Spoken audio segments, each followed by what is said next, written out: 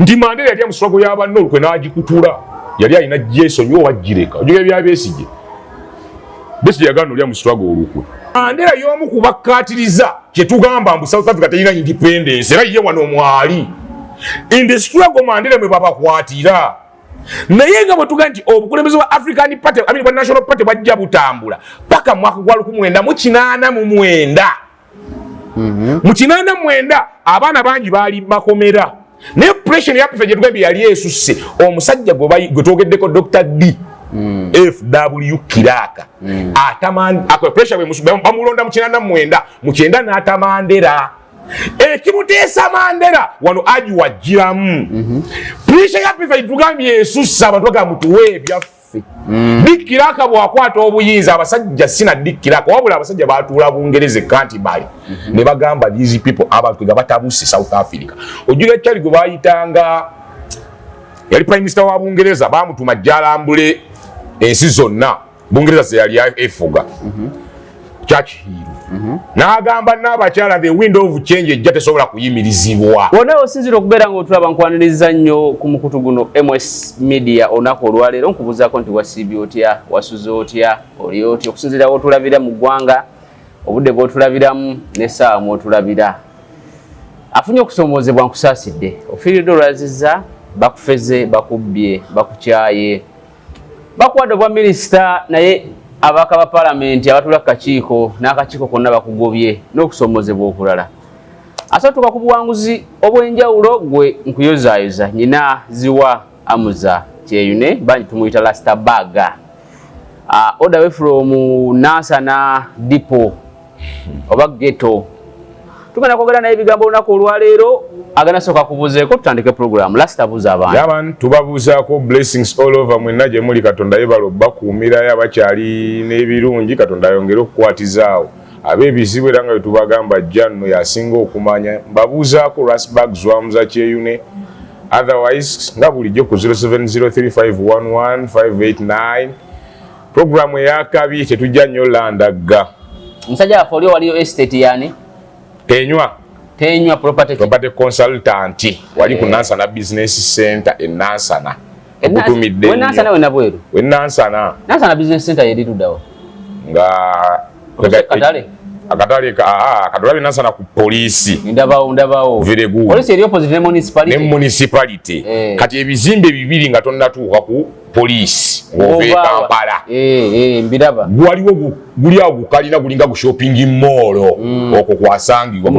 gwe nnyini omukono gwa poliisi bw'oguvaako oguzimba ogwo kuddako akazimba akaliko omuzikiti waggulu akazimbe bw'okavaako n'otuuka kukikirira ku very good ku Neeke waliwo essomero lya secondary eriko eri wansi gye bayita Vambusibe eyo n'otuuka Vambusibe ali eno ku St. Stephen waliwo wano ka hoteri bakayita batya abenale mbabeerako nnyo kanzijukize ku poliisi kwennyini nekkirira booti ndabayo wansi eyo ate green card ali wano mu maaso ga Toto nga wakava ku Kyennabweru kati oyita ku Kyennabweru n'oyita ku base hotel opposite ewali akazimbe ka woto okuli ofisi za RDC ne Badiso waliwo ne warehouse ya bia onogiyitako ne weyongera maaso sorry to mention wali so bayita Immaculate Heart n'oliyitako waliwo ekizimbe ekinene ekiddako Tenywa kwasangibwa bakita Nansana business center wasangibwa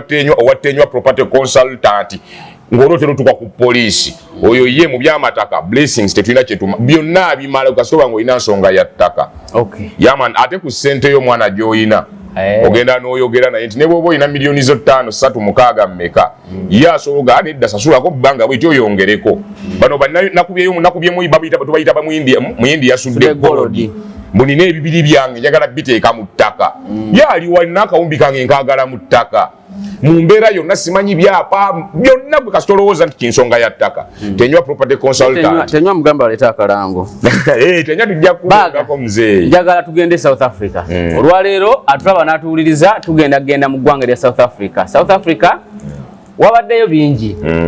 nga abaddugavu bannansi ba South Africa bagobaganya abaddugavu abatali bannansi ba South Africa ekyayitira n'amawanga nga Ghana okujjayo abamu ku batuuze baabwe ne Cameroon bavuddeyo nga bannansi ba South Africa bagamba nti abaddugavu abatali bannansi babatuteko emirimu n'ebirala ebigwa mu kkowe eryo. South Africa tukkirize tugaane ndowooza yemu ku nsi mu Africa bwetaba yokka ziringa bbiri naye South Africa okusingira ddala abafirika wano katugambe bannayuganda bannakenya bannagana bannigeria gye bava mu mawanga gaabwe ne bagendayo ne bakuba ekye nti yali breast at least naye bino tebibaddewo ku luno lwokka bibaddewo bizze bibeera tugenda kumanya obuvunu obuddo bw'eggwanga lya South Africa era ne bino ebiriwo bivudde ku ki era bitegeeza kibaga bino byonna biva ku ki ekisooka njala tusooke mu buvunu obuddo asooke nkutereezeemukko South Africa eyo tebadde blessed nti olwokuba ffe tuve ntugendayo kubanga tukuba ekyeyo South Africa baagikola bwe batyo nti bali bakifule be tugenda okwogerako abaagiwamba baateekawo embeera ate si bakozi kati ate nga yeetaaga abakozi tubona n'abaana bebazadde South Africa tulaba nti bagoba abagwira mugende naye abasinga si bakozi tebakola abo abaana babeera mu bintu kwejalabya era yemu ku nsi esinga n'okukozesa ebiragalalagala because of idleness yensi mu Africa esinga okuba ne crime obuzzi bw'emisango mu Africa just because of much idleness si nti olw'okuba bagendayo tuli bangi kuba si yensi esinga okugendamu abantu America eyiikamu abantu bameka buli mwaka njogedde ku Africa yes nekyengezako mbadde nkireetinga ku mbeera ya crime nti bwe tugamba crime si yesinga okwaniriza abantu abangi nga bwe tuga nti Middle East bayiikayo bangi naye crime si nnene logically kyengezako nti South Africa ebizibu byeyina ffe abayiikayo si ffe tuleetayo ennyo ebizibu ebyo so sekulaga nti abantu baali abasinga munaye tebakola si bakozi okuva ku setting gye baagisetingamu okuva waggulu South Africa eno yawambibwa juga South Africa teyina independence kyenda mwena oli musajja mugezi Nelson Mandela nga akwata ekintu kati tusoma history ebyafaayo naye history kiva mu his story ye history his story emboozi ye ndi wadde mbotula n'empandiika emboozi ku Uganda abajja emyaka nkaaga mu maaso ne basoma history naye ye waddala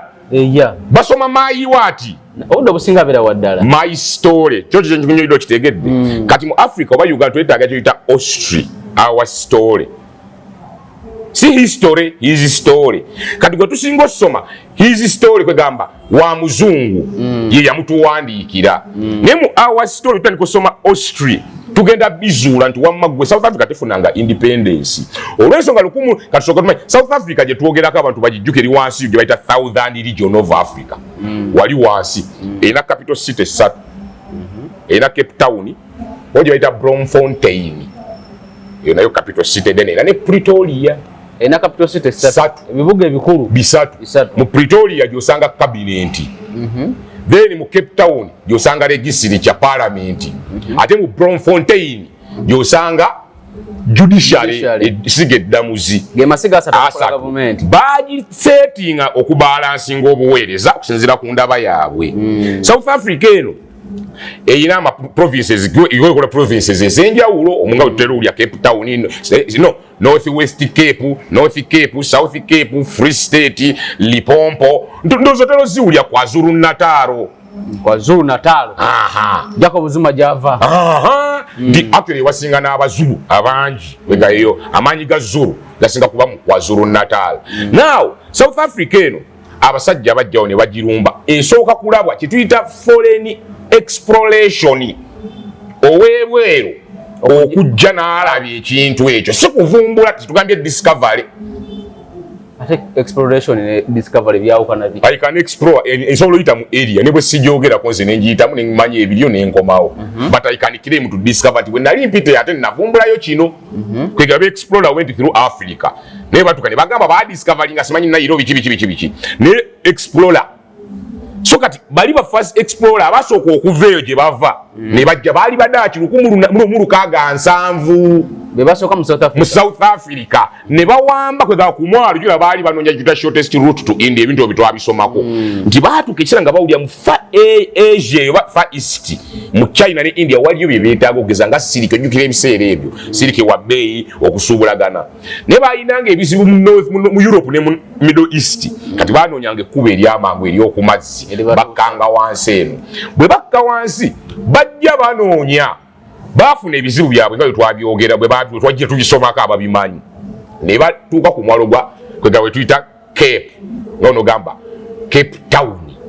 kiri ku mwalo mu 1607 bwe batuukawo bo baalaba akirwa nti bavumbudde ettaka eppya nga tuzudde ekifo ekipya baatandika okusetolingawo ne batandika okukolawo families Abadaaki 1600 naye bino byonna temuliimu owulira nti obwakabaka bwa Buganda tujja bbiramu nti obwakabaka bwa Buganda ne butula n'Abangereza ne babawa independence. You get the logic? Kuba tugambye Abadaaki mu kujja bajja nakyabwe ne bawamba mwana Cape of Good Hope tufunye ekifo ekipya ekifo ekirungi ffe valibo ne bateeka ndetekawo program okumanya bagenda bateekawo ne ze bayita overseas stations nti avudde eri Budaaki Netherland alina gy'asobola okugenda ewali amakanda gaabwe ekyewuunyisa bwe bavumbula ekkuba erituuka mu Asia gigaba kyabe bayitanga ba Vasco da Gama bwe baalivumbula eno baagifuna n'abamu station point n'abagende bamanyi owummulirako wano bwe beeyongerayo n'abaveeri bawummulirako wano ne beeyongerayo okumanya bagenda bazimba ne estate omanyi okwekolerawo kagamba projects zaabwe amasamba amafaamu amayumba okumanya baali deep ne batandika n'okwensiravinga abantu ne batandika okufuula abantu abaddu to a level of nti n'abamu abagendanga mu Asia baaleetanga abantu ng'abaddu kola mu masamba era abo ba Asians be tuwulira mu South Africa batandika leetebwa Badaaki ng'Abangereza tebannajja kati Abangereza bajja 1700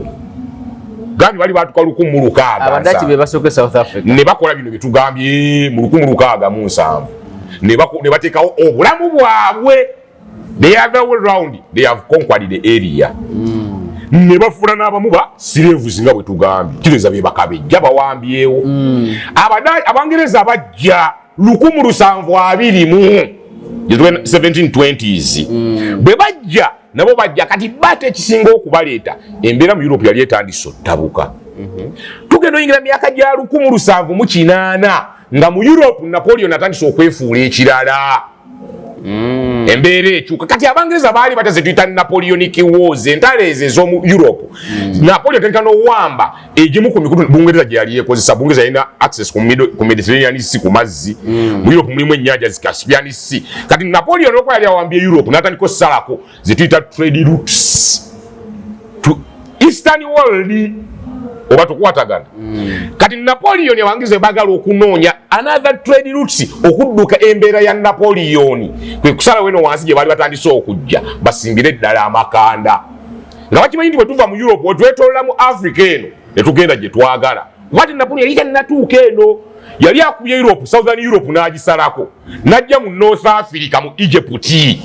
wasomako Egyptian campaign ya Napoleon n'ajja kati mu Tripoli Libya ebyo n'ebifo yali kaganga awambye ne Mediterranean Sea enyanja eri wakati wa Africa ne Europe kagala okudduka eri Napoleonic Wars ne bajja basimba amakanda wansi ne bawamba ne basalawo nabo bateekozi bayita stations omanyi overseas station kyeza bw'ova eno ng'okooyeemu ina by'owummulira nabo bwe bajja wano bo baalonkinga ate olutalo against Abadaaki Abangereza basanzeyo Badaaki naye ng'amakanda amakulu gali ku myalo ajaga Abadaaki bano Abangereza ne bajja ne basalawo ate bawambewo banawo naye olwedde mu Europe yo Bungereza yalina amaanyi okusinga ku Dutch ku Netherland kati neno mu overseas yali ekimanyi otumusobola bo baleeta amaanyi mu kulwanagana n'Abadaaki Abadaaki ne baddukawo ke basawo atuveeyo tugende tubaviire mu kudduka ate tebalinnya abantu okudda wako bakweyongera mu Asia bayingira munda mu bagamba mu Inland tuve ku myalo tugende tunoonya ettaka eddala munda actually twagiyitanga na Great Trek the massive movement of the Boers from the Cape into the interior of South Africa nti pressure yasukka why the invasion of the British nga Abangereza basazeeko ne batandika koba wantu tuveeyo tweyongere mu maaso munda bwe bayingira mu maaso Obungereza newamba ettwale lyonna lye baali bayita Cape Colony Cape Town Cape of Good Hope n'egifuula kolone yaayo gye twavojja mu Cape Colony gye yawula waliwo nga tulinamu ekibuga gye tuyita Cape Town tulina gye tuyita Eastern Cape Western Cape South Western Cape naye ng'ogutundutundu baguwambye bwe bagutwala Abangereza Abadaaki ne bambuka waggulu bo gye baayambuka baatandikayo ate obulamu obulala ne bateekayo nabo ne bazooninga area yaabwe gye baatuuma the Free State okategedde eyo gye batandika n'ekibuga ekyabwe kye bayita Pretoria kiri kye twogedde ku one of the capitals abadaaki kyabbulwa mu musajja bamuyitanga Andrius Pretorius yali mukulembeze w'abadaaki mu kuva eno wansi muze tuyise movement of the Boers nga olugaba ne tuve wano batulumbye olw'Abangereza okusalako omu ku bakulembeze yali Pretorius be batandika amakanda eri yabbulwamu ekibuga Pretoria kino Cape Town kyo kyabbulwamu kiri ekigambo ekyaleetebwa bano abagituma Cape of Good Hope omwalo gw'essuubi bagituma Cape Town kati yo Bloemfontein ogigamba abantu kigattibwa mu lulimi lwe bayita Oludaaki n'olu Afrikaana z'ennimi ezaakolebwa oluvannyuma lwa intermarriages between Abafirika ne Baforena kati n'Abadaaki bajjamu ekigambo Bloemfontein naye kitegeeza kweganga onogamba fountain flowers oba fountain of flower fountain ogimanyi omanyi fountain eno ey'amazzi omanyi fountain sikimanyi mu Luganda actually olaba Jennifer Musi ayine obuntu bwe yali aleese obuyiwa amazzi mu garden zaaha bazita fountain naye ate waliwo ekintu nga temubaamu mazzi kweganga ebimuli bingi kati mu kibuga Bloemfontein waliyo ebimuli bingi n'ebireflectinga nnyo kala purple kati bo bakitwala nti kino ekibuga ye fountain y'ebimuli naye mu lulimi lwe tugambye kwe kubbulamu ekigambo so kapita essatu naawe okuddayo wali Abadaaki bavaawo ne bambuka waggulu batandika embeera eyaabwe ne bakolayo free state saza eryabwe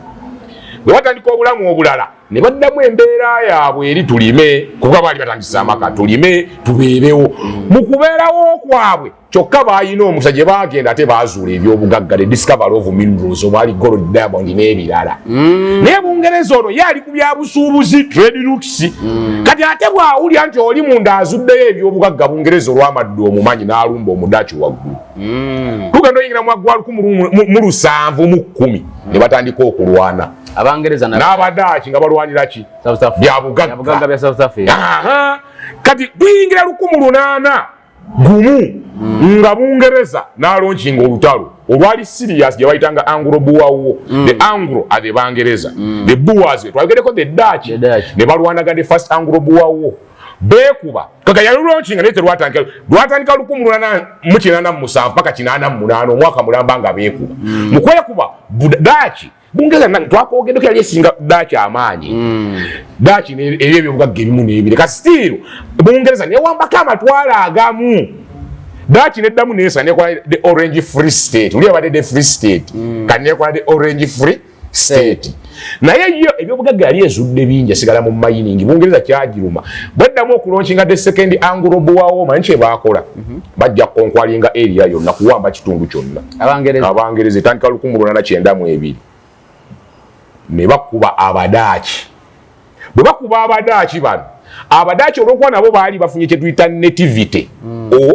obutuuze twogedde baava eri batandisa obulamu bazadde bazzeero kati bawulya naffe tetulina gye tukyalaga baawano baali batandisa noleeta be twayogedde from other areas mu Europe balina bebajjangayo nga tugaye balina station tuukira wano kyokka n'eri ababakolera naye waliwo ne bannatives bano abantu ba bulijjo baali batandise okukola intermarriages kwega kyetuga nti baali batandise okufuna ak'obutuuze tinaffe tetulina gye tulaga olutalo bwe lunnyitirwa second Anglo-Boer War bwe lunnyitira baasalawo tusayininga endagaano ffe naffe tetulina gye tulaga Abangereza n'Abadaaki South Africa tebirimu temunnabaamu muddugavu n'ogu naye ng'ate abaddugavu bawa victim kuba Omudaaki bw'ajja ossenga atajjawo bannative n'Omungereza bw'ajja olwana either birekola e Uganda apangisa abaddugavu bamulwanireko jangu tunyambaako kati n'oli naye ayina ababe nti ffe abaddugavu eva babadde nga ba victim mu South Africa Dutch ne Bungereza ne basayininga endagaano zaabwe okukola eggwanga eryawamu oba okategedde endagaano basayininga mwaka ki very good question kati endagaano yo bagisayininga 1910 ne bateekawo kye bayita nominal independence kati independence esooka naye before 1910 nga tuzize nti entalo bwe ziggwa olw'okuba Dutch baali baginyigiriza tugenda nyira 1902 yo neegamba nedda tukole endagaano Bungereza yaddayo mu kateni n'etandika political party system 1902 ebyobufuzi ebyebibiina ne wajja ebibiina ebyo ekimu nga bakiyita national party ekyo nga bayita South African Party ebibiina ebi ng'ekimu kikulibwa JW HARTZOG linnya olisoma otya eryo lisome Hazogo JW Hazogo Hazogo tuge HAR waliwo T then ZOG nti oyatula ha yalibadde nga Hatzogo naye T esirika Hazogo kati ate eno wansi walingayo kyali bamitanga Jean Smart ye yali wa South African Party kati abo bonna banansi ba South Africa bazungu bangereza sina badachi ne kati ababangereza nga babazalidde mu South Africa balere abajja mu kusooka be babazaala nga bazalidde very good ne mu administration ya Bungereza era bano nga basomedde kwega bambayina knowledge ya Bungereza ne mu setting nga weganti entalo zigwa 1992 Bungereza asaba endagaano yono te daki asaba endagaano onto yagimuwero yali yasoga yategedde kati mulinyeko tacha ina kiddamu ze nino soka kwe kuleta ebibiina ebibiri nenga ababiriko babe 1910 ne balonkinga kyetuyise nominal independence endagano bazitaddeko emikono ne baga South Africa tufunye obwetwaze era tugeze mu nkola y'ebibiina kumbe ebibiina ebibiri by'Abangereza ebibiina bino bwe bibeerawo Bungereza yatandika campaign kyebayita mu democratic campaign mu democratic campaign tugenda yingira 1925 nga Bungereza ye managingaawo 1925 okuva 1910 mu ndagaano paka 1925 nga Bungereza ye managingaawo naye nga balangirira nomino wati independence mu Bungereza kati yetwala 1903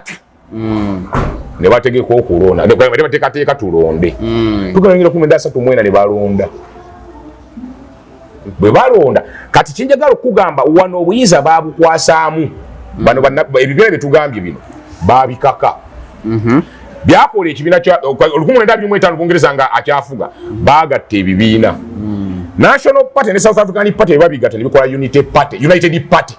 ekibiina ekyawamu obuyinza ne basooka babukwasa gwe tugambye JW Hazogo bwakwata obuyinza n'abeera interim leader bategeka okulonda kwa 1903 mwena Hazogo yasigala president naye nga gwakubiriwe gwe tugambye Jean Smart TS nga ya gwakubiriwe tutuka 1938 waliwo embeera ya Sematalo asooka okubiri yatandika 38 waliwo embeera ya Sematalo ng'embeera eraga nti Sematalo essaawa yonna kati ye Hazogo yakudira n'asidelininga n'obwakabaka bwa Bungereza mu lutalo South Africa abantu ne beekyanga abana abazu abalina obuyinza kati abaddugavu tebabiri mu very good abaali balina obuyinza gaffe tugenda wagirani Bungereza kye baakola ne bakyusa okulonda okwomunda mu kulonda okuteeka okulonda okwomunda ne bajjako Hazogo ne baleeta Jean Smart mu 1938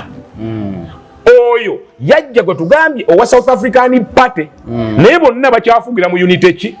Party atambuza eggwanga 1938 paka 1940 bwe baviira mu Sematalo bava mu Sematalo bagatutegeka okulonda kwafevalinga okulonda nga abantu bakusabye oba bana ab'ekibiina bye bagabane Bungereza ye kabaka yali emabega ye mastermind gwe kyobola buno bonna Obungereza obongo bwa Bungereza Bungereza ddango ssaba okulonda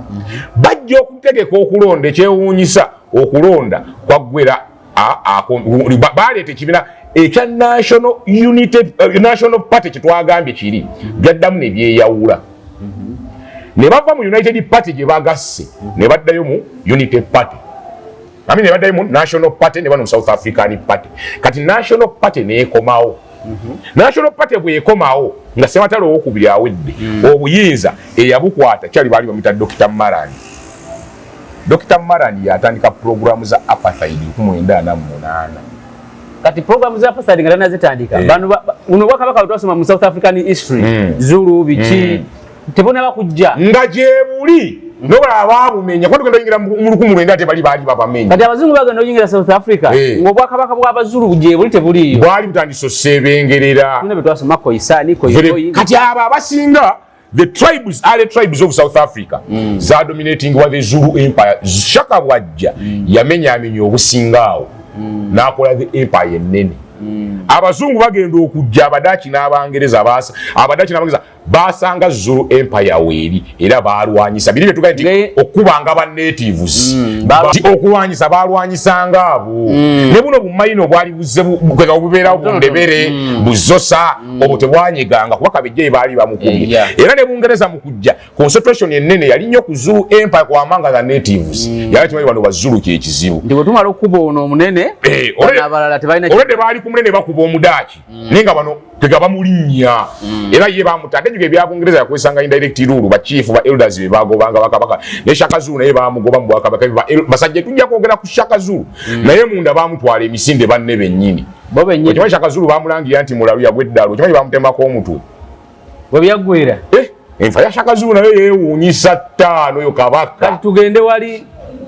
ogambye waliwo gwe wadde oyogeddeko Dr. Marani akwata obuyinza 48 atandika bya apartheid ajja ati anti bwe bakwata obuyinza mu National Party tugambye okuva mu kibiina kya African National Congress nga tekitebiriimu tugende mu lukumu tugambye no mu 1934 eno National Party ne South African Party beegatta ne bakola United Party be bayisa South Africa moyo season gye tugambye yali mu World War ne bajja after World War no bategeka okulonda National Party eddamu ekwata obuyinza yeeyawula buto okuva mu United Party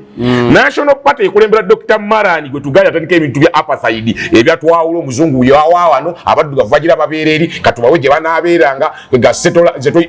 kwega tulina twaziyitanga mu history ebifo bye baagazeetinganga ne Bantustanis byalinga byabo mwe mugende eri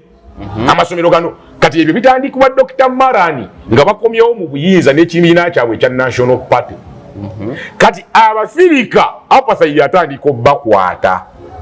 batandika with demand peace okega justice lukumulenda tuyingira lukumulenda demand ya freedom abasajja kye bakola aba National Party bo baakyusa baali basinga pressure ne balaga abantu baagala independence ne bateeka pressure ku Bungereza kwojjukira bale baali under Bungereza ne bateeka pressure ku Bungereza nga ffe twerangiridde tetukyali ku Bungereza mu May wa 1961 ne beerangira as a sovereign state from Bungereza abambaga mu yafuna independence mu 1961 South Africa sekituufu kanange nenkuza gwalaba waliwo obutuufu bwakyo omuntu abanja ddembe ly'Omufirika omuviire naye gwe n'olangira munvuddeko naye nga gwe osigadde oyina obuyinza May wa 1961 nesuubira mba Mandela awo tebaliiwo bali mu ate nga baliriddawo 61 jojozi nga buba kyanyigirizibwa tukyalya bikepe twagala kuva negambye no waggulu administration eggwanga ani alirina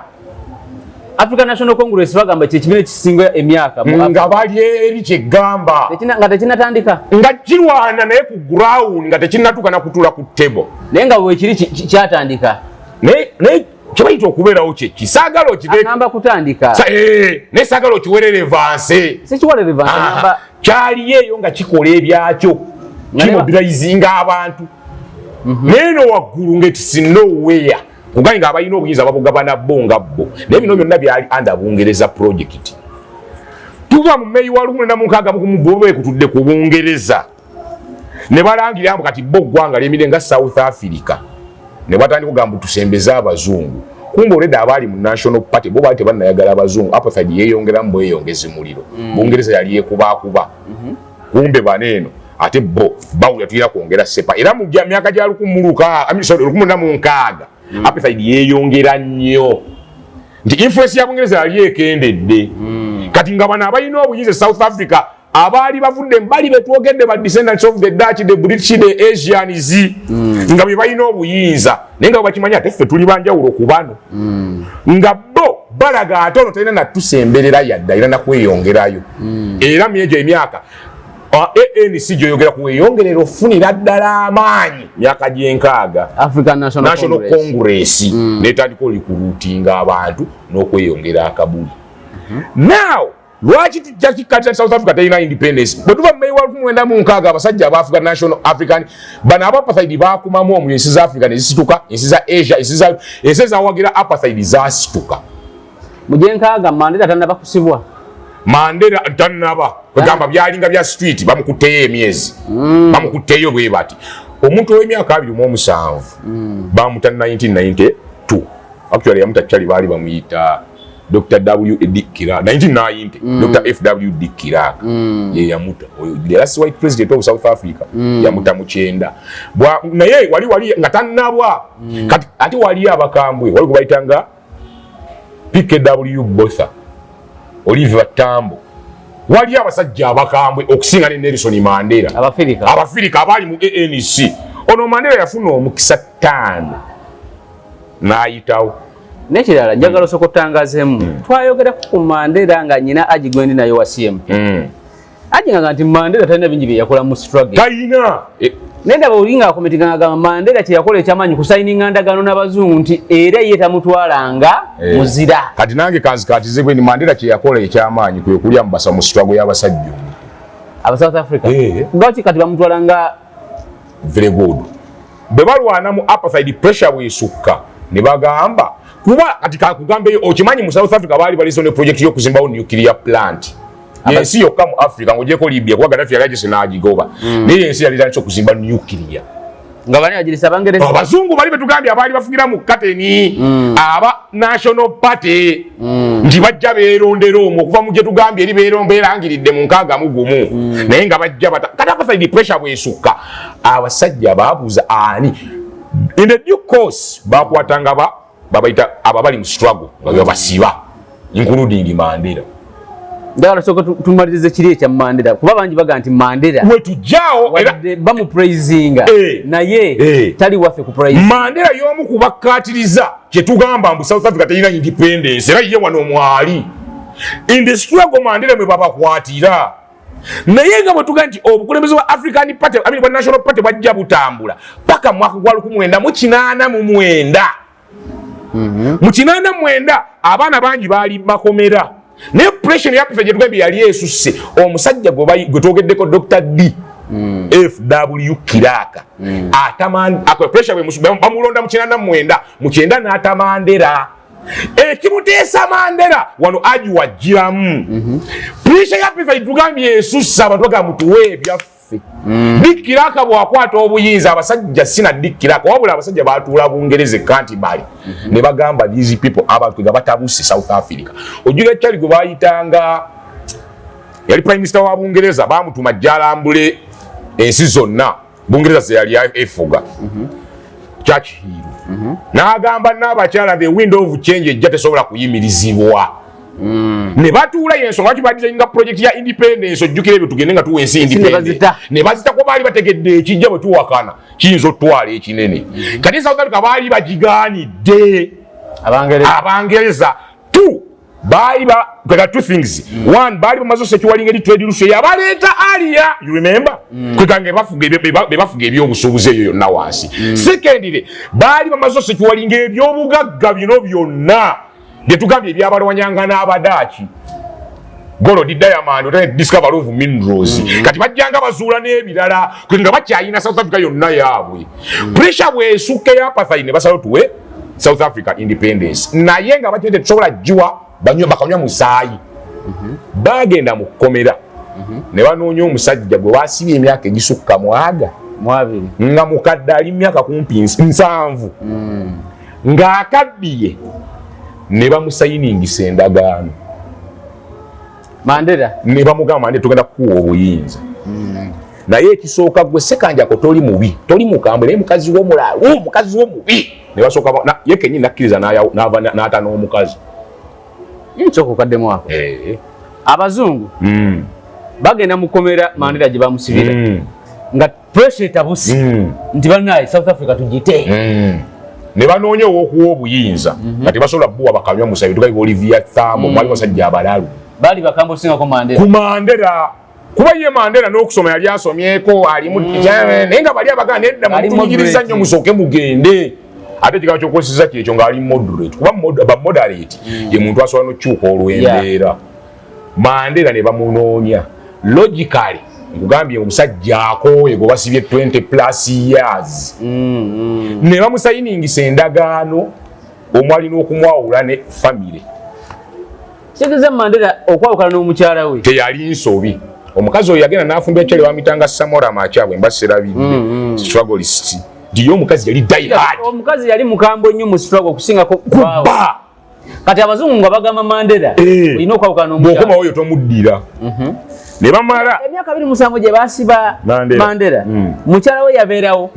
nga era muswago mwali era balwana nga tafunye musajja mulala ate yafunira musajja mulala yasigala mu struggle she was betrayed Mandela yali betray wa struggle y'abasajja kuba yali ayina okugaana kyoyogedde ku Mandela kinene najja Mandela kati ng'ovudde ku y'omukazi Mandela ne bamusayiningisa endaga tugenda kuwa onule political power kutuulawo omutere ya byabufu sina amaanyi actually nekigambo power tukijjemu onule political opposition very good otuulawo nga president wategedde kyosalawo economy togiriiko actually ebisatu ebifuga eggwanga biki economy social economy political and social livity ebintu ebisatu social livity bye bino xenophobia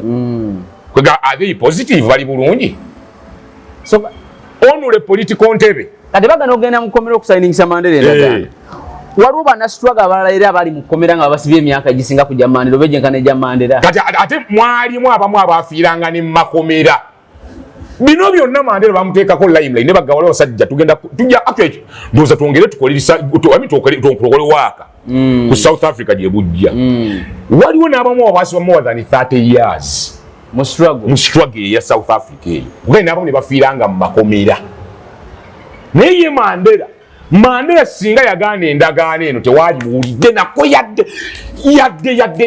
n'okuteeka mu butaala bano bennyini abazungu wewe tujjera be bakikola nakkiriza political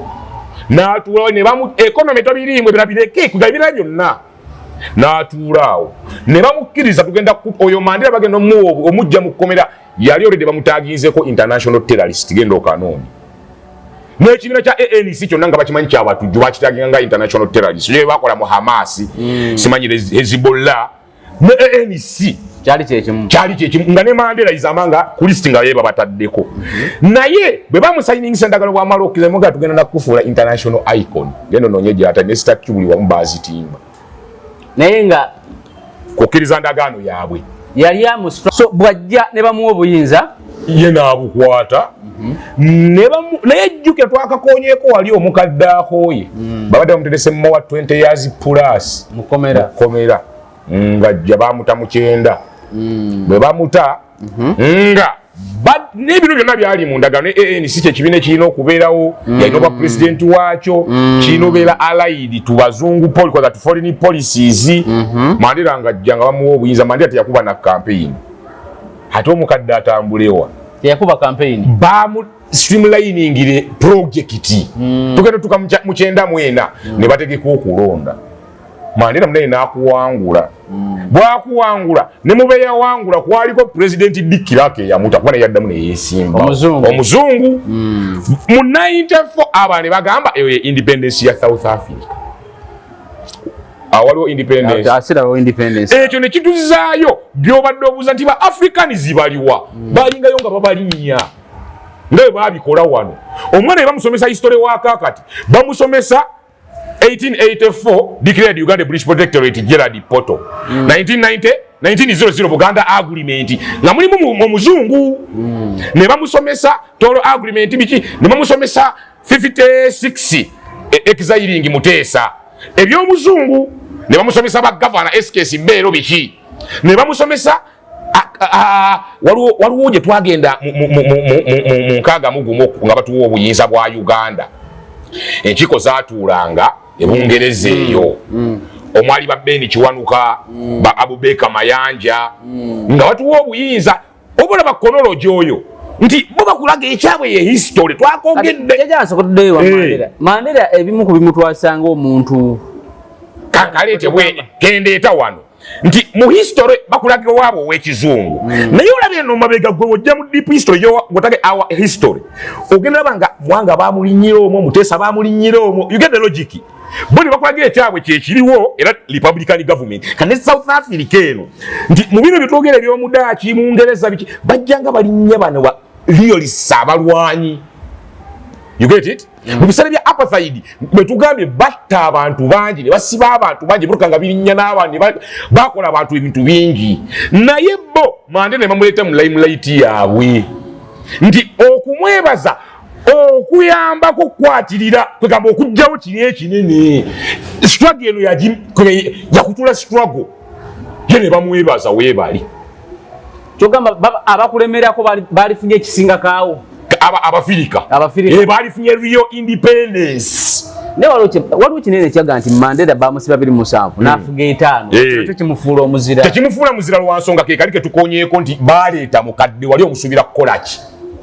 na mukadde wati amaze emyaka 20 mu kkomera talina na knowledge ya administration kati bwakoma omukyala wa yayokana ate naye ate baddamu n'okukwatagana yadde Mandela yafuluma akola bibye ngono omukazi amwe ne gatandika okumukuba nga galaga ate ye mbu yali amuswago olugo kwa yagano okukwatagana ne Mandela nga mugane dda byosayini byo ulega abazungu bagapika kati nga bano balaga we have brought our president owaka byomupya era ono yo abantu ba South Africa yo abaddugavu kati yo omukazi nga mu kamera n'abalala nno gye bali baga nedda kati system ne balaga nti ate be babi natuka no nofulwa mu South Africa omukazi ozi yafasha aliyo yafokati naye logically otegeddwa kibebaza Mandela nti Mandela yali amuswago y'abanno olukwe n'agikutula yali alina Jason yo wagireka ojuge bya Besigye yagano oli amuswago olukwe Jason afazali avaamu n'asirika ye ne bamusiba bibye tali ngono Bobi Wine yagaddewo aganye oteera banne struggle kyokajjuke naye bamuteera nteere so Bobi Wine kitegeeza afanagalako ne Mandela era gwe lina ne Bobi Wine gyanga mukuyemu busitatu mbazungu tebamuwa kyawadi ye byebyo Mandela tebamufuna international icon basiba Mugabe ng'ali mu struggle ye Zimbabwe Robert Gabriel Mugabe emyaka 10 jukira bino muyezi mwaka ebyo nga tebigendereranye ye kati bamusibe 10 eriye kutebwe yakoma n'abaga amaze 10 sijibala Mugabe yafune bagamba mbu yafudde ine emyaka 9 kyokanga mukulu wa mutowe ayine emyaka 13 Kiriza yali badde ina 10 yali badde waggulu umutowe 10 years plus naye yaganze mu struggle emyaka 10 ngani mukomera nakolaki sisina kye nakola emyaka sijibala mbulamu bwange ba Mugabe balwanira ensi zaabwe kyobala njagala Munangagwa jambo sa Munangagwa bakiwenga abo ne balwanira ensi yaabwe ne bagikwa ne Mugabe yali afa bakkiriza Africa for Africans wale wenga batijja n'omuzungu kuba manye ekyabajje kyekya Gaddafi abantu batuka ne balume obunyenga Gaddafi otukuzizo tugamba oyo mubi ate omulese otegede question y'abantu ne Gaddafi yatwala bazungu leka naawe ndabone nga ave Bungereza ati yagenda n'asomerayo busomezi ng'okimayo kitandikira kwekyo kyokka sente mmekazi yawa abasajja abo baali babi ne sente tobawo ekonome zaabwe zireke zigwe ojugere simba fenoti gye yabateerawo Putin Russia yasiba gas kati omanye lwaki Russia yanyigira Gaddafi basiba oil ne gas nga tagenda mu Europe Gaddafi nakkiriza ate n'abaguza oil ne gas bwe bamulumba Putin n'abaga kasitama mukwano gwabwe yabadde abawa gas n'azinga emikono Gaddafi ono yatuuka naye n'ayiyayo enkolagana ne bali abasajja abantu abamu abaali bamulabanga oni bano kyokola ba Zimbabwe abantu abamu bakyayagala Zimbabwe tevanga ku kigambo kyayo Africa for Africans Zimbabwe for the Zimbabweans kati ate Mandela yote yabirimu South Africa for who for muzungu buli wamu twakogerako ne South Africa yokyasanga ettaka eriko n'amasanyalaze mayiro ne mayiro yika nga za muzungu n'amasanyalaze yokyali omuddugavu gwe basuula mu programa ne bamulya naye nga muzungu yamusuulamu ye wali omuzungu akyayina ekono kati Bungereza wali pressure bwe yagisukkako ekyewuunyisa tugenda mukana akalulu ka 94 n'abazungu abo bayingira mu South Africa kati abalala gye bali Bungereza yasala pressure Abamerika gye bali Abajamani gye bali Abafaransa gye bali Abaitali gye bali n'Omurasha yennyini najja Omuchina naye yayingira Omuyindi gyali lwakati Omuyindi bamuseeseetula yasigalako omukolo bino ebikolo agamafuta in fact bagamba yali akutte economy ya South Africa Mugambe yali abiyodde ate nga abibatwalako byonna almost kati kye kyakubya Bungereza ne bamugamba nawe kakkanya kyobola ensi ezisinga n'Amerika nga kweri ekyewunyisa kwe balwanyisa ku apartheid interest ya Amerika yatuka ate nga yakwagala bya bugagga ate yafuga yo naye kayinaja kati ate nga South Africa alaba evuluja kati nga naye alina n'ayingirawo mu magezi tuwagidde era Mandela bagenda okujja ab'okuwa emirimu olidde abasajja baali bamuteeredde ku kampuni zonna ezirina okukola ebintu gwaliudde kampuni ya South Africa esimba kukontoti nga ya South Africa wuuyo kati eno mtini gye batuga nti ya South Africa era y'abazungu be South Africa wategedde si ya muruga South Africa kati tugende ku nsonga eriwo kati tuva ebyo byonna season 9 mwena Mandela bamuwadde mu 9 na waliwo kati abantu bannansi bali basubira transition kwegamba tuteekateeka tugenda mu kalulu nga ono ga 2526 tuba mu season ya kalulu kati eyo transition abavuka nno wajjawo baddayi hada batajja kulayira obamanyi ba Africa yaffe kati bali ye South Africa banyocha bipiira bakwata nno ne ku mundu nga bazijjawa South Africa nage South Africa nsindalu bangamba nti South Africa obumenyi bw'amateeka uli South Africa tebulabikangana waliyo ne badraga aba amzidira abakolere South Africa nga yabira mu South Africa nenga amzidira zive Europe ne zigenda mu wane zigenda ne zitukira ke South Africa awo kwa South Africa ne location yayo yagifuula hot abantu bava gye bavudde kati mbunga wano wetuli bw'ofuluma mu wali eri muko olina okwetereza ensawo olina ogisiba obulungi toyogerera ku simu bobo vuga emmotoka endabira muzibeera waggulu ate olina ne speed kuovugira sikuloza mbu weevuga weerowooza mu bino simanya va mu ATM kujayo kasente very good mbuga kiba kibinuka kya banka nga kireeta sente mu ATM sente zaweddemu bwe kiba kireeta katugambe nga wali ennankulabi oluguudo oluva mu kibuga balusiba oluva ku Sapolo balusiba n'oluva Mengo balusiba oluva Kasubi balusiba unit eba temala unit eba yabasajja nga 712 unit temala werekera sente South Africa mbumenyi bw'amateeka buli South Africa kati mweyo transitional period tugenda mu kalulu neffe twagala ono omuddugavu Mandela bano bawoyo mwalimu abaaluma omuguju nga bagamba bamalolangirira Mandela bo ne bagamba n'omuzungu ave wano zina mafobi yesoka weetandikira naye yali against muki muzungu kati omuzungu agirifusinga na ndagaano ya Mandela government yegala nedda nejje eryaliwo ebiseera ebyo byali transitional army lyaliva mu muzungu okudda mu ly'omuddugavu lyakubakira muntu be battaawo Katonda yasinga omumanya kati bano abavubuka bo balowooza nti abaddugavu bakutte ekintu endagaano ze be baali ku kiri kyogambye 1994 independence bo balowooza ekintu bakikutte ne bagala n'omuzungu aveewo mama ekyali awo Mandela ye nakwati nga takola atuula wali namukadde tali abasajja nga batudde wano ababikola abasajja abazungu balina bubulifu keesi wategedde webeetalawe bayogerezeganya yafugayo ebbanga kinno nga naye alekulira etaano gyokka baga nti ekyo kyokka kimufula omuzira yalekulira mu 99 bwalekulira Mandela nga zireeta Thabo Mbeki naye ffe tutisi kumufuula muzira tukubudde ensonga lwaki yalekulira yali mukoowu si bukoowu bwa Museveni nedda omanyi lwaki nkireeta bwentyo kale si myaka nti akuzenga abalala naye bukoowu waki bakomera emyaka 20 walawe kubasibye 10 avaayo ng'ali bulala oli bwali bukoowu bwakomera ye mugabe bamusibye 10 naye ate yavaayo akyalina amaanyi musajja mugabe wa 10 naye oli 27 gimanyi nga ate avuddeyo akadde waliwo nti bamusiba alina 10 ne bamusiba 27 n'ava nga 37 oba ali 40 mugabe akyali muvubuka naye bamukutta ali mu 40 avaayo akuze kati ono wajja ye bamwebaza era ffe tuga si muzira be bamanyi ensonga zaabwe bw'ata mu 99 ne zireeta Thabo Mbeki naye ye omu ku bali mu struggle Thabo Mbeki bwajja yatongoza gye bayita Africanization genda oginoonya abona bali under African National Congress naye tugali National Congress gye yava munda yaliyo ekibiina naye consolidation yayo jiwa obuyinza zalinda n'okujja mu bantu ogitegeera kiringa wonabeera nga luya akabiina bakayita fiiru wakati bw'obuuza omuntu kyeŋŋamba before Bobi Wine okimanyi kaaliyo kakibalama National Unity Reconciliation Development Party very good then kwegamba 2021 system yakabula nekajja kati kibiina ekinene ne ANC yaliyo ng'ekola emirimu Thabo Mbeki bw'atongoza Africanization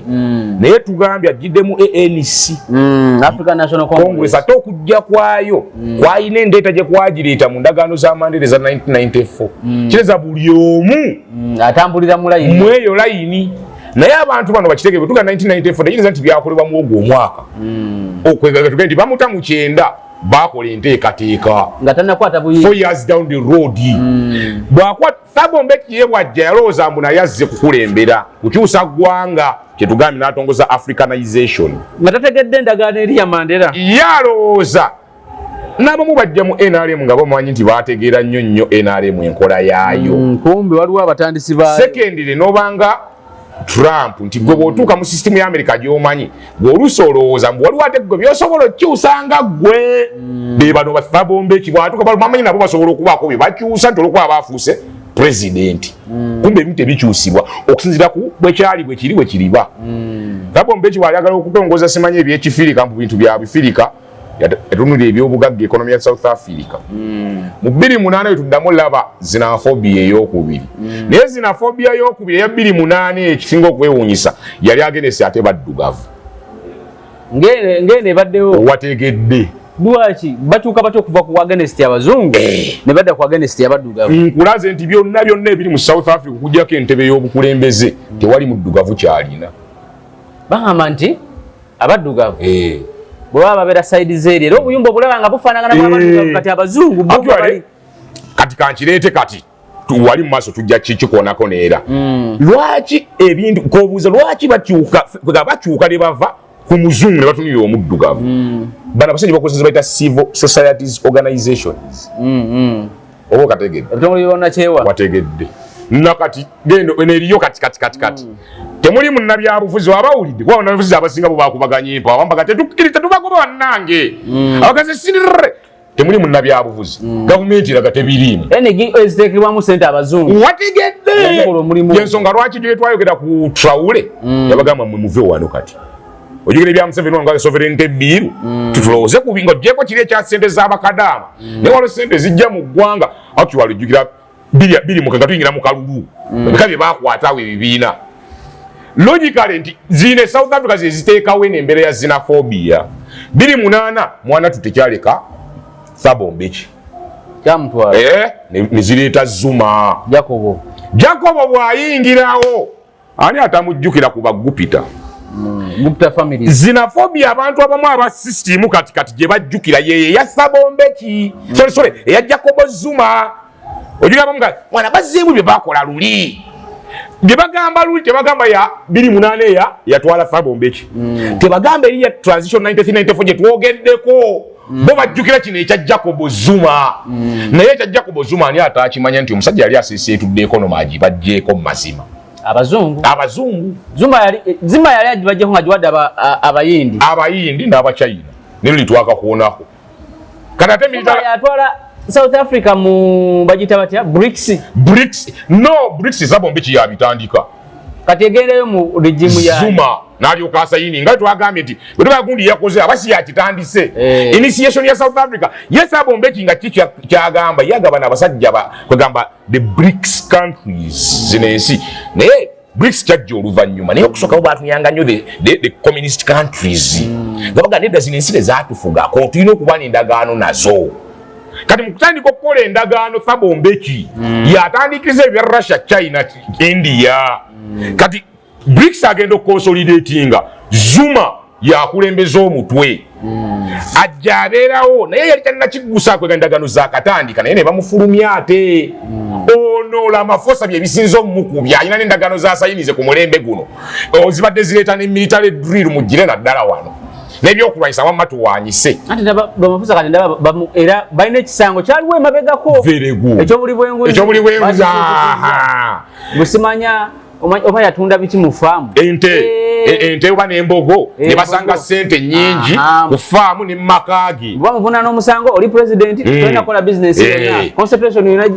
kitegeeza bali mu kukipangapanga bo balina okukufulumya kyetwagamba wali nti kati kyebatuuka ntiza kuzuma bw'amalo ne mumutabukako economy agikyusiza abasajja baleetera eno yemu xenophobia against era baddugavu civil societies bana abaseesa bababuulira ani ow'okutunuulira who to target nakati bamanyi ani ow'okutunya Zuma naye bamutwala ye Zuma kiki ekyamutwaza nkugabye gupita ewamma guputa naye eno mu mateeka era ne bamuteekako buli bwanguzi ne bamaiza abamulozezza nekkomera era benagamba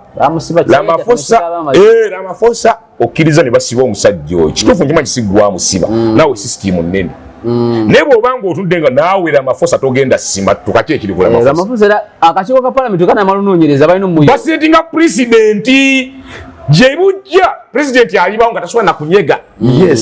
yes kuba akimanyi ne bw'ofugako Zuma weeyo bakusiba bakusiba ate bakuleetera omusango omunene nga ne munnasaga yalya ssente zaffe yayonoona ebintu byaffe Zuma ne bamufulumya naye ekyamutwaza kitukulaze naye bamuyita mu sitayiro ya economy ye nga ne balaga mubbi kyokka ate nga bakulaga nti economy agiwadde balala ne babawayiwa ku ground actually ffe twalaba economy agiwadde naye babayiwa ku ground nga balaga tuli bubi essaawa zino BRICS yaleese obuzibu ke tukonyeeko Thabo kyabitandiikiriza who are good allies nga tugenda mu africanization baani abatatufuga wamma tugende naffe tukoppe byonna byagawe n'akalyakaani ffenna tulye buli omu ayagalize abasajja nedda ffe tuli munaasi wa mukange sitakange oba ofa gwomanyize kano kange ne bimutabuka Jacob Zuma ne tumwogeddeko bimutabula ne zireeta Ramaphosa yatabula abasajja yasooka Russia paka China kwe yasooka n'akomyawo the western world bana ate kyebataagalira ddala kuba bakimanyi oba omulasha nno kale kuba omulasha ye asooka mpa ku mmere endyeko naye ate omuchina ayinza okujja nakuya nga ayagala mmere naye natagamba mpa ku mmere akajeebo lisowaani nga nnungi eyo kwega bakimanyi ate omuchina mugezi ettooke nga lyanyiridde kumba ayagala kusabira ettooke nga lyanyiridde niraika okugonda goga akankuweeko olye we ligonda kumbe ettageti ye logically nti baba abazungu bakimanyi omuchina oyo wajje si mwangu kati ate yo n'abaleese to a level of okuddamu sayininga endagaano za BRICS South Africa n'asayininga actually walabako ne bawanika ne documenti za BRICS nga Ramaphosa gyali Zuma bye yali teyakola ne munnaani Thabo Mbeki kati ono ye bwawanika abasajja bakitegera si waffe era eggwanga gye bujja agenda digaba tulina mufulumya batandikidde ku economy nakagga tebasobola ddiiwamu eri system gye baleeta ya DA and ANC alliance wakati balina interest nnene singa bagamba tuliwayinza okudde ku ground okulonda ne baleeta Zuma weeyo era wekiri kwegamba tuyinza oleeta Malema weeyo bayinza oleeta ate omulala gwe DS singa olemu ofuna majority tasobola nagifuna ne ANC neremu ofuna majority era ne ANC ne wajja we KwaZulu Natal gwe tugambye Jacob Zuma n'abayoola oba ne wajja omuyaaye EFF Julius Malema Jacob Zuma era yalemesa ANC okufuna majority kakati ttano singa omusa ate okyogedde birimu n'alliance okimanyi kisobola ojjiwa omulala nekikazingenda kukola noono logically abazungu bakimanyi tetuddamu yiwa gavumenti ne tugiyiwa essaawa zinayinza okutugendako ne tuleeta ate obukulembeze obulala naawe kiki kyebakola military tebasobola kukolako tukola South Africa military ya South Africa ate eri upgraded yatandikira mu bazungu babasomesa mirimu gyaki kati mu transformation one bodi batandika training abaana tusomye Russia neyingirayo twakogerako ne luliti Russia yayingira mu military hardware ya South Africa omwo si kyangu musajja gamba ati tukyusitula tuwamba obuyinza si kyangu kyokka ate n'Abamerika nabo bagirimu foreign forces ziri mu military ya South Africa si kyangu Russia gamba wambala Ramaphosa kyokka ate n'Omungereza si kyangu kugamba wambala Ramaphosa kwega military eryawo era bagiraba ng'eri neutral naye ye ine embeera zaayo kati bo basigaza one item batwajo economy bakomisaawo xenophobia y'omulundi kati xenophobia ene baddewo effect yayo ebadde ki business eri abantu ba bulijjo eri gamba egenda kubaaki abasajja baagala kuddamu kwega mulongo tamu oba mu kifaananyi ekyawakati ekitalabika nno ffe kyetulaba baagala kutwala Ramaphosa ekifaananyi ekitalabika kyebaagala bo Ramaphosa agende if not kugenda sayininga endagaano eno naye mu ndagaano z'alina sayininga BRICS erina okuddamu n'efuluma mu South Africa kati force outside forces oba external forces ziteeka mu kwekalakasa kuno sente abo basajja bakeera ku kkubo ne baga muve wano naye nebuuza ye ali aki akola ddi abeera wa ate nga gama muve wano bayogerako bavaawo baddugavu si Bangereza si bazungu ate nga abazungu basinga obba obulungi ng'ate abo baleese ba item suppliers ketwayogerako alina ebikumba gy'abimanyi Nigeria ewaabwe ye business asobola okutoba n'agenda abisubula n'abibaleetera naye mumuganya okutuyata anuuna economy gwe tuyita exploiter gwe muganya omutu buli kwona alina kabotiiki nga twage ndi boutique moyagala okukola capital ogenda mujjawa gwina kola business ya waka nojja musuubuze wa musuubuzi n'ogula oba otegedde logic ndi kyekirese xenophobia eno baagala kutwala Zuma oba kumukyusa kumujja ku BRICS kyokka sorry Ramaphosa kyokka ate wansi ku ground bo bala kigenda ku affectinga kiti abantu bagenda kugoba abagwira abasinga bwe bamala okugoba abagwira abasinga ekyewuunyisa na South Africa tebagenda gifunamu egenda kubanga economy ya amini government yegenda tandika supplyinga social needs eri abantu economy egenda soka etabukemu kukola kuba kale ekirungi ky'abasajja aba South Africa economy yaabwe tebagizimbira ku goods and items erinyo ku minerals very good ate bani bali mu minerals ati bali bebagiddukanya ate za government ewewe basobola ogiwa ku sente bana abakumamu kineeno bo bakimanyi economy wise gwa wansi osobola n'obonaabonayo omwezi omwaka naye ate waggula administration tesobola kugwa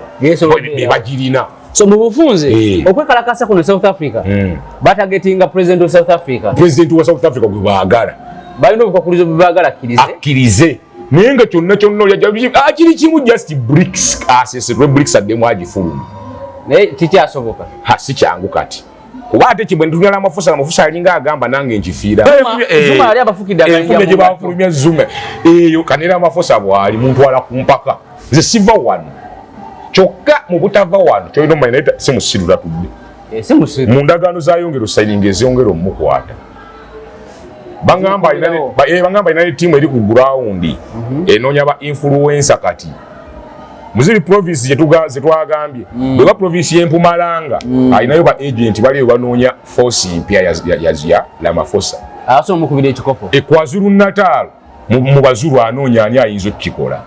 Eastern Cape, Western Cape, South Western Cape, Central, Free State, Limpopo, ezo zonna states anoonya meaning that naye akiraba tibana abasajja forces endala besides bana abavubuka kati ekisinga okwewuunyisa oli n'agamba ki ekifaanagana mu xenophobia zino zetwogedde 9-3-2 emeka ekifaanagana zonna zitandikira mu kifo kyekimu Johannesburg naye neri Johannesburg gye batandikira gye yava kati Cape Town nayo byasaasaana kati naye zonna genda ozinoonye zitandikira Johannesburg eri gye bagejjesa nogamba bitandikira Kampala onaga bitandikidde mu Buganda ya 93-94 yebaga etandikidde mu KwaZulu Natal kuga mu regioni naye zonna nti waliwo amakanda we gasimba ewalina n'abantu abalinayo amaanyi kugaba volonary bonga bugabi ne byoganda ndi bekuba kwekalakasa tandika n'abageto ojukira ebyo neji xenophobia ina wetandika ina ba culprit abagitandika no gissa mu nkola eyatandika ebibozibozi yagamba lwaki tutumya abagwira bana batalina biwandiiko mu ggwanga lyaffe banyonyonta ekonome yaffe abakirippira kumbe bo tebali kubatalina biwandiiko bali kikwatirako gavumenti naye litwakyogera wadde kagamba gavumenti egende oba otufuze bubi byonna bye bavunaana bano kyokka gavumenti yabwe yeyina obbikola balina ne palamenti eyina otuteesa ebintu ebyenjawulo gavumenti eyina ne baminisita bonna naye tebyayogera n'obuzibu n'obuzibu kino kyongera okukulaga ani nannyini gavumenti ya South Africa si Ramaphosa gezoyogere minisita bakugobe kiza oli abayina obuyinza ng'olina kusirika n'owayintana afeya n'alemwa okwogera ensonga ezigenda mu maaso mu ggwanga South Africa bayingira batya abantu bano live alone that tukutte kutya abantu bano kubanze wa nsonga zaabwe temuli bazungu bajjanga nabo tebalina biwandiiko mwebali bo lwaki tebabakwata anti wansonga si project ya muzungu kukyusa system gy'ayagala ate si kugoba mu fiirika ekyo nakyo tukitegeere ali kwoli Zuma Ramaphosa president kwa bikyukamu ojalaba nga bazzeemu bakozi tubadde nga lwaki omusango guno ogw'obuli bw'enguzi gwazuukuse kati very good oyinza okwesanga nga nakyo kyagubira kigaba oba beekuba nze sibirimu kandi nabo ne bagamba naawe kenyi tukomutuddemu tumukwateko okategeddeako nti bwe baba beekuba eno xenophobia nekigamba be bamanyi let the forces take its course because the law kiriza minisita genda okole kati balaba nti president akyeyambula nga banoonyayo era ekiddamu ekimukwata jangu wama abachina bandi babo baki kuba nali ndi ku TV y'abachina sigitiye kati nga ndaba story ey'obuli bw'enguzi babuzukusize South Africa biki kati sigitiye ni kyeyakola leeta ba analyst nga balinga bali ku side ya Ramaphosa paka bino ebiriwo lwaki bizukuse kati waliyo forces emabega ezirwana president ezagala afulume nagambako twakola wiiki eri negamba a week before that e South Africa waliyo military drills za BRICS naye nga zasinga kwetamu mu South Africa Russia ne China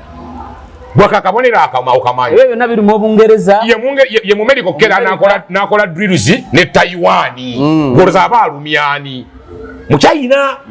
nti yakoze drills ne South Korea bino byaka tugenda kola military drills ne Saudi Arabia ne ba Middle East oloza abalumyani kati jega South Africa gwe bokera ku mazigo e South Africa nimukola military drills zo mu Russia no mu China ngolozo lya ku economy je yajja ku mudachi gwe togedde gozalozaki so omudachi yo interest yajijjayo yakitta yasigala ku omudachi amawanga gonna ge yafuga gonna alina mawanga ge yafuga agawerako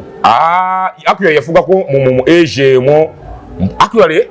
sikyamaanyi Dachi yali nnyonnyo mu exploration bya bugagga kati ensi endala gye nalaba naye eyapondoka ennyo Portugal ne Spain abo baali bakabejja abo baali actually Dachi yafugako Southern Europe South America yayinako n'amatwale mu North America omugana amasaza ag'enjawulo Dachi nno yali mu ssebo nayo Portugal naye nga yapondoka nnyo Portugal ya Allah tujulya mu Portuguese simanya bitwasobanga aba Portugal ne ku meze nnene wano mu Africa Portugal ne Spain sebo baali kaabo boolaba kati nga ludiwe wangamba nti 1885 Berlin Conference it was not only at looking African scrum and partition of Africa baali balinayo Ottoman Empire nga bagira bera Bungereza yasinga n'okugabanawo mu Middle East ebitundu bya Middle East ebisingaawo Bungereza yatwalaawo nekolawo obulangira poliisi ne strategizinga na America neereeta omutwe ne bazimba the mission of 1884-85 Berlin Conference yali ku Africa yokka yaliko ne Ottoman Empire okugimenya kuyo naye yali lunnabe era tukendo yingira lukumu lwendeegi ng'onoonya Ottoman Empire ogiraba alla Bungereza yenno yawanika n'omukono ng'ayagala kwegamba Nile Valley yonna nga ye Ottoman Empire yali efuga wali mu Egypt ne Sudan America ino omulwa kuba nti ye kyali muko bwekigaana ng'atula ku mmeeza kati nga America yakuyiwa buyi nakati okimanyi Mungereza ali ku mmeeza naye kyewunyisa mu Europe omanyi gwatula naye mu nkukutu ye yakkiriza okuteesa n'omu Russia ate akola eki ku bya Ukraine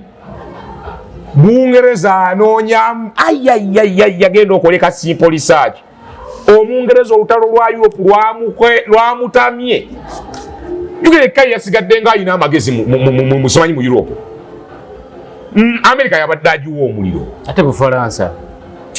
twogera ku baseeseetuka Belgium nayo yali kabejja anje twogera ku ne Bufaransa bonna tebayina kati ate nagamba ye Germany ndikyali omwe naye mwankosa Germany yabako tabeesiga alinga Japan very good tabeesiga kati Bungereza yekka yasigadde ate Bungereza yakimanyi buno bonna bukifule kati Denmark asimanyi Sweden mwenna mugenda kubeerawo nga budogozi kati yanoonya way forward mu ntale ezigenda mu maaso waye ebyaddala akimanyi Germany yensi yabadde ng'agamba America mwakola ensobi ku Russia abiri ku Iran mwakola Bulanda kati ye Bungereza akimanyi ebyaddala olutalo lwa Iran terusobola kuleka America kyekimu Nolwa kati wadde jjo omwana Zelensky kye yakoze yasingise drone 11 ezigenda mu kibuga St Petersburg ekyalasha alla linde kinaje ekigenda ovaayo wiiki eno omanyi bwe batwe beekola ani Putin ajja mu kubira bwerere kye tugambya kati ye Bungereza ozo byakyabirimu okwane Putin naye yakola mwaka jozi ezo zayita special military operation ate ng'ozikola mu nsi y'abanno gwolaba kibakikola nange ebyo nze nakizuula nti kyali kigambo naye ono yali ayagala lutalo yali ayagala twala Europe mu lutalo ani Putin Jukira bo baali baagala musooka NATO yali yagala ku launchinga lutalo oyimanyi NATO nayo tekyalina maanyi kyekyo yagala kusika Europe agime kati NATO yagiyiwa ne Europe n'agiyiwa kati bali mu nteekateeka ate esuula ne UN yonna awamu byebino America byagamba tutandikeyo ekitongole kino America yakizuula BRICS singa ekwatayo UN eba eyiisi kati America yeyagala okwesooka enoonye emikago emipya BRICS no y'amaanyi nnyo twajogerako neyo ebyenfuna twabagamba erina 54% of the international population kati oba okyamugamba ki yasinga production yasinga marketing bunafu very good ne economy zaabo esinga zili dependent ndi kana kasi kabera kweno kano kali pira kweno kati mu Europe ense singa singa bine ebyentalo tebibaawo ense singa nno zili bubi mu Europe alla